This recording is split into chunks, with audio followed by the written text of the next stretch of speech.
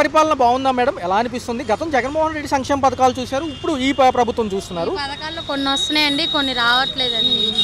ఇంట్లో ఎలా ఉంది మేడం? పథకాల సంక్షేమం లిస్టులో ఏమేమి రాలేదండి. అన్ని కరెంట్ బిల్లులు అన్నీ ఎక్కువే, ఇప్పుడు అన్ని ధరలు ఎక్కువే ఉన్నాయి. ఏంటంటే కొద్దిగా అటు ఇటుగా బతుకుతున్నారు బతికే వాళ్ళు. ఏముంది పేదవాళ్ళకి ఏముందండి? ఏం లేదు. గతంలో ఏపీ టిడ్కో ఇల్లు అని ఉండేవి, అవి ఏమైనా వచ్చినాయి లిస్ట్? ఏం లేదండి, మాకేం గవర్నమెంట్ తరపు నుంచి ఏ ఇల్లు కానీ ఏం కూడా లేవు. జగన్మోహన్ రెడ్డి ఉన్న హయాంలో వాలంటీర్స్ ఉండేవాళ్ళు, ఏదైనా కావాలంటే వాళ్ళ ద్వారా జరిగేది. సో ఇప్పుడు ఎలా అనిపిస్తుంది? ఇప్పుడు బాగానే ఉంది, వాళ్ళు ఉంటేనే కాదు వాళ్ళు లేకపోయినా బాగానే ఉంది. కాకపోతే ఏంటంటే గవర్నమెంట్ తరపు నుంచి ఏదైనా ఇల్లు కానీ ఏదైనా స్థలం కానీ వస్తే బాగుందని మేము అనుకుంటున్నాం అండి. హిందీ నేర్చుకోవడం మంచిది అంటారా, ఇంగ్లీష్ మీడియమే బెటర్ అంటారా? ఎందుకంటే గవర్నమెంట్ స్కూల్లో కూడా గతంలో ఇంగ్లీష్ మీడియం తీసుకొచ్చారు, కానీ బీజేపీ ప్రభుత్వం ఎక్కువ హిందీలోనే అన్ని పాఠ్యాంశాలు ఉంటే బాగుంటుంది అనేది వాళ్ళ వాదన. రాహుల్ గాంధీ గారు కూడా ఏమంటున్నారంటే మీ పిల్లలు కూడా ఇంగ్లీష్ మీడియమే కదా అంటున్నారు. ఇంగ్లీష్ మీడియం అంటారా, హిందీ మీడియం? ఇంగ్లీష్ మీడియమేనండి. ఎందుకంటారు? కొంచెం వివరంగా. ఇప్పుడు నేర్చుకోవాలండి. ఇప్పుడు ఈ రోజుల్లో పిల్లలందరూ అలాగే ఉంటే ఎలా కుదిరిద్ది? ఇప్పుడు కొద్దిగా బాగుండాలి కదా, అప్పట్లో కన్నా ఇప్పట్లో కొద్దిగా బాగుంది, ఇంకా బాగుండాలి కదా. పేదవాళ్ళకి పట్టణంలో కనుక 2 సెంటు, పల్లెటూరులో 3 సెంటు స్థలాలు ఇస్తామంటున్నారు. త్వరితగతిన ఈ పథకాల అమలు అనంతరం కూడా దానిపైన చర్యలు ఉంటాయి అంటున్నారు. ఏదైనా లిస్ట్ ఉందా? ఏమో మేమైతే చాలాసార్లు పెట్టామండి, మాకు ఏ పథకాలు రాలేదు, ఏం రాలేదు. గవర్నమెంట్ తరపు నుంచి అయితే మాకు పింఛన్ ఒక్కటే మా అమ్మగారికి వచ్చింది, కానీ మాకు ఏది రాలేదు. ఇప్పుడు దాకా మాకు ఏది పర్లేదు, ఏది రాలేదు కూడా. ఎలా ఉంది మేడం? పవన్ కళ్యాణ్ గారు కూడా ఉన్నారు కాబట్టి చేస్తున్నారా బాగా గట్టిగా? చేస్తారని మేము అనుకుంటున్నాం అండి. పేదవాళ్ళకి ఇల్లు ఇస్తే చాలా బాగుండిద్ది. అమరావతికి విశాఖపట్నం కూడా మెట్రో రైలు అంటున్నారు. విధానం మంచిదని ఇప్పుడు అంత అవసరం ఉందా? కంపెనీలు ఇంకా రాలేదు కదా. మంచిదేనండి.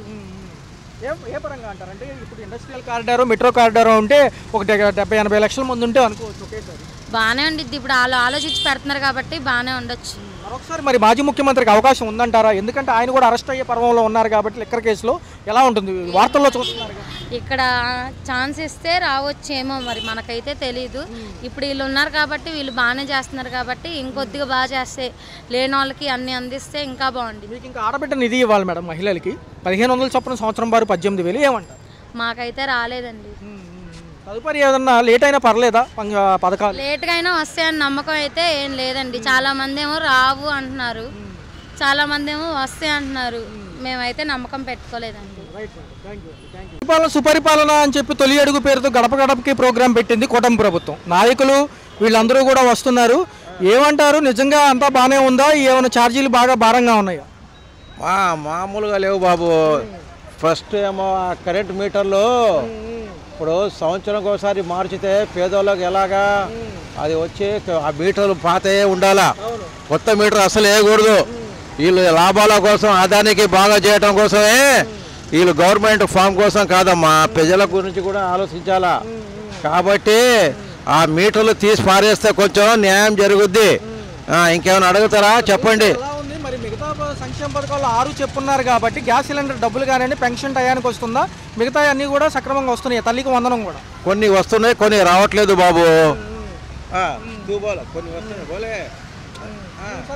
హలో, కొన్ని వస్తున్నాయి, కొన్ని రావట్లేదు. అసలే పైన ఖజానా లేదు. వాళ్ళైనా ఏం చేస్తారు? మన మీద వేస్తున్నారు. ఆ భారం వేయకుండా బాగా చేసుకుంటే మనకు మళ్ళీ 5 సంవత్సరాలు మనదే గవర్నమెంట్. జై చంద్రబాబు నాయుడు, ఓకే, జై జై పవన్ కళ్యాణ్. చూస్తూ ఉన్నారు వార్తల్లో కూడా ఈ పథకాలకి డబ్బులు లేవనేది మాట వాస్తవమే. ఏపీ అమ్మినా కానీ అంత డబ్బులున్నా సరిపోవు, పథకాలు ఉచితంగా ఇచ్చుకుంటే వెళ్తున్నా అంటున్నారు. అవును భయ్యా, అసలు ఈ పథకాలు అన్న మాటే తీసేయాలి భయ్యా. అసలు ఇలా చేసే మనం నష్టపోతున్నాం. ఇంతకుముందు 20 ఏళ్ల క్రితం ఎలా ఉంది రాజకీయం? ఏది అన్ని పథకాలు లేవు, హ్యాపీగా జరిగింది. ఈ పెట్టిన తర్వాత ఖజానా ఖాళీ. ఖజానాకి మనం ఎక్కడిని తీసుకొచ్చి ఇస్తాం? మన జేబులో ఇవ్వాలా మీకు. కాబట్టి మీరు ఆలోచించి మీరే ఇదే చేసుకోవాలంటే. పట్టణంలోనేమో 2 సెంటు, పల్లెటూరులో 3 సెంటు ఇళ్ల స్థలాలు ఇస్తామంటున్నారు. అవసరం లేదయ్యా సెంటులు గింటులు. మీరు మంచిగా గవర్నమెంట్ పాలన చేస్తే చాలయ్యా.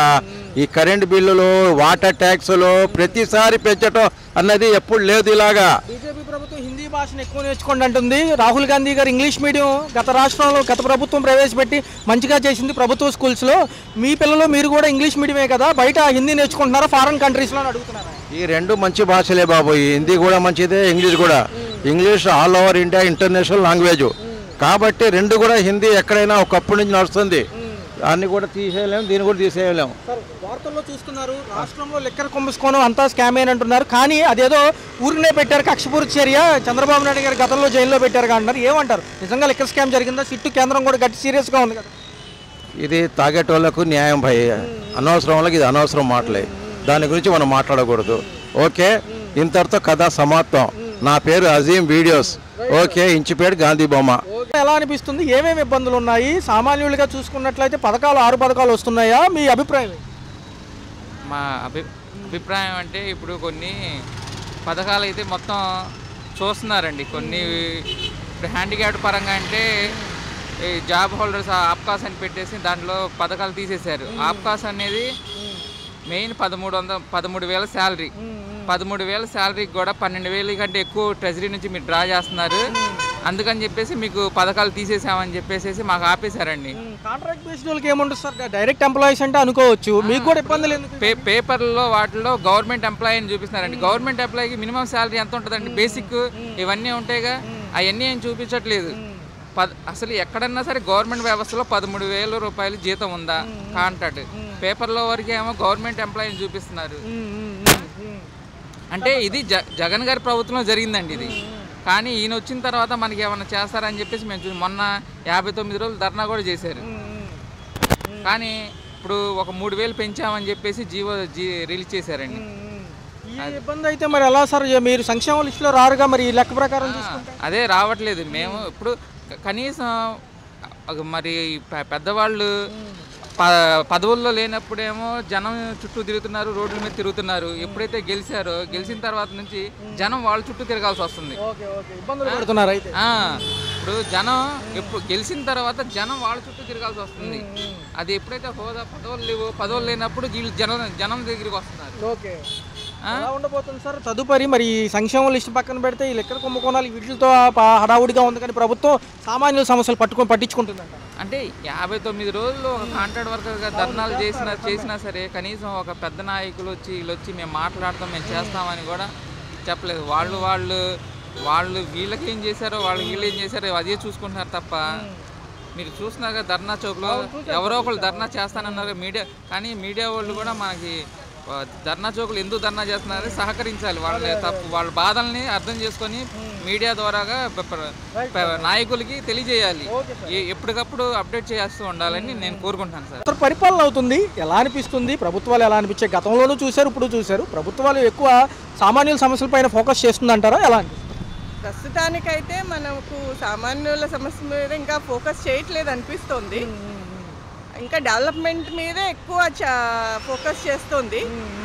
అంటే దేనికైనా టైం కావాలంటారండి, ఆ టైం మనం ఇవ్వాలి. ఆల్రెడీ ఒక దీని నుంచి బయటకు వచ్చాం కాబట్టి ఏదైనా పుండు మానాలంటే టైం కావాలంటాం కదా, అలాంటిది ఒక టైం కావాల్సి వస్తుంది, టైం ఇవ్వాలి. సో ఫస్ట్ మనం డెవలప్మెంట్ ఉంటే ఆటోమేటిక్గా ఇన్ఫ్రాస్ట్రక్చరు డెవలప్మెంటు అన్నీ ఉంటాయి. కానీ ఏంటంటే మనకు ముందు ప్రభుత్వం ఏం చేసింది అంటే మనకి డబ్బులు ఇస్తే చాలు, మనం బాగుంటే చాలు అనుకున్నాం, మనం దేశం బాగుంటే చాలు అనుకోలేదు. సో అలాంటివి మనం ఫస్ట్ మన పరిస్థితులు, మన చుట్టూ ఉన్న పరిస్థితులు బాగుంటే చాలా బాగుంటుంది. మనం చూసుకున్నట్లయితే ఎందుకంటే ప్రభుత్వాలు ఎక్కడికక్కడ ఈ కక్షపూర్తి చర్యలకు ఎక్కువ ఇంపార్టెన్స్ ఇస్తున్నాయి. ఏ లెక్కర కేసులు అని అవి అని ఈ హడావుడు ఉంది, కానీ నిజంగా ఫ్యాబ్రికేటెడ్గా ఉన్నాయి, కానీ డ్రామా పరంగా ఉంటుంది. కానీ ఇదంతా నిజంగా జరుగుతున్నాయి, ఎందుకంటే వాళ్ళు వస్తే వీళ్ళు వస్తే వాళ్ళపై. అంటే మనం ఏం గాడ్సేగా దీంట్లో లేం కదండి, గాంధీలాగా లేం కదండి. ఇప్పుడు అందరూ గాడ్సేలే అనాలి, చెప్పాలి అంటే ఫ్రాంక్గా చెప్పాలంటే అందరూ గాడ్సేలే అని చెప్పాలి.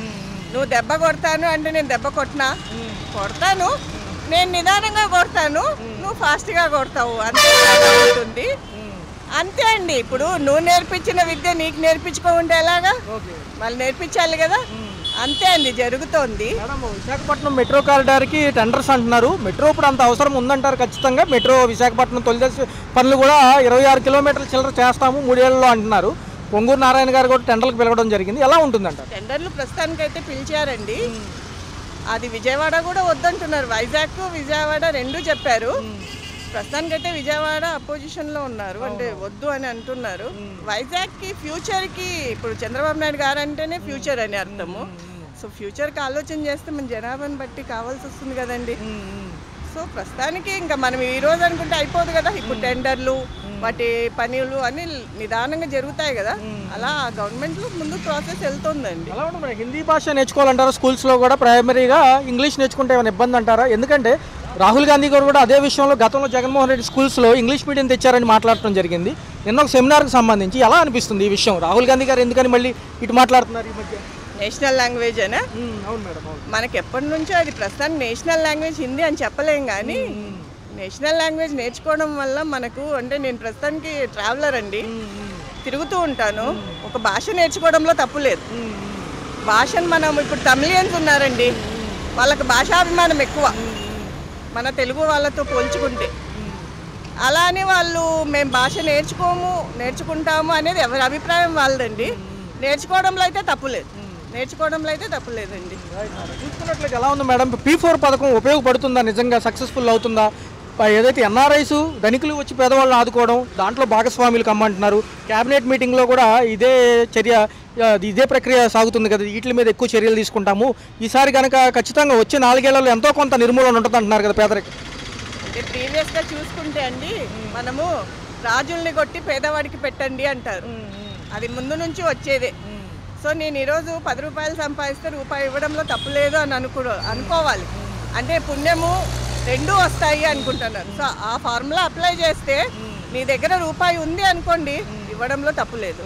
లేదు నాకే సరిపోతుంది అంటే దాచుకోవడంలో తప్పులేదు. ఏం మేడం, రాష్ట్ర ప్రజలు ఎటువైపు ఉన్నారంటారు? మరొకసారి ఏదైనా మాజీ ముఖ్యమంత్రి వైపు ఏమైనా ఉంటారంటారా? వచ్చే ఎన్నికలు జమిలీ వస్తే ముందు ఎలా ఉంటుంది, రెగ్యులర్గా వస్తే ఎలా ఉంటుంది? అది దాని ప్రకారం అయితే మనం చెప్పలేమండి. ఎందుకంటే అటు ఉన్నారు ఇటు ఉన్నారు, రెండు వైపులా ఉన్నారు. సో చంద్రబాబు నాయుడు గారు ఒక్కసారి ఆ ఆలోచన చూసుకుంటే బాగుంటుంది అనేది నా ఆలోచన అండి, పర్సనల్ ఒపీనియన్.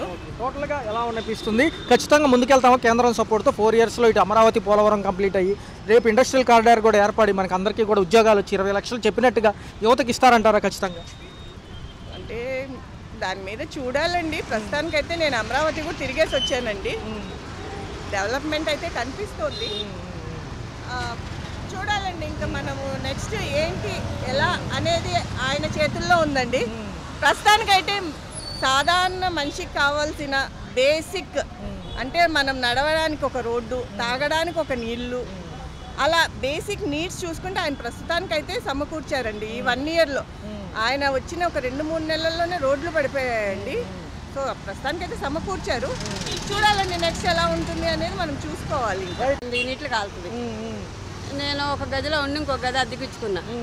ఆ ఇద్దరికి కలిపి 150, 120 అంతే వస్తుంది, ఎక్కువ రాదు. గతంలో ఎంత వచ్చేది? గతంలో కూడా అంతే వచ్చేది. మరి పెన్షన్ పథకం తీశారు, మేము అమ్మేసాము, మా పిల్లలకి రాసేసా ఉన్నది 2 వాటాలు, వాళ్ళు కాల్చుకుంటున్నారు. అది కూడా నా పేరుతో ఉందని నాకే వేసారు.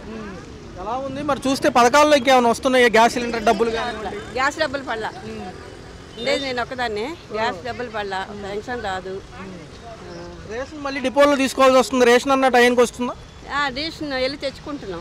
అంతకుముందు ఇంటికి వచ్చి ఇచ్చారు, ఇప్పుడు తెచ్చుకుంటున్నాము.